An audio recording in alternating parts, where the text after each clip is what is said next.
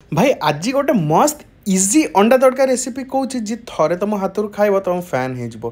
प्रथमे मिक्स तड़का डाली को पाखापाखि 6 ରୁ 8 घंटा पर्यंत भल भाव धोईकी भेदेदेवे। तापर गोटे प्रेसर कुकर रे अल्प टिके लुण हलदी तेल 2टी तेजपत्र आउ खंडे डालचीनी पकईकी हाई फ्लेम रे 2टा एवं लो फ्लेम रे 2टा सीटी मारिकी साइड रखदवा।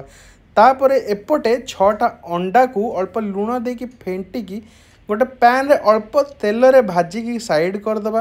तापर पुणी गोटे पैन कि सोरिष तेल सहित अल्प टिके जीरा 2टा सुखिला लंका आ पियाज पकईकी 2 मिनट भाजिला परे किछि रसुण आउ किछि अदा को पकईकी टिके भाजिबा।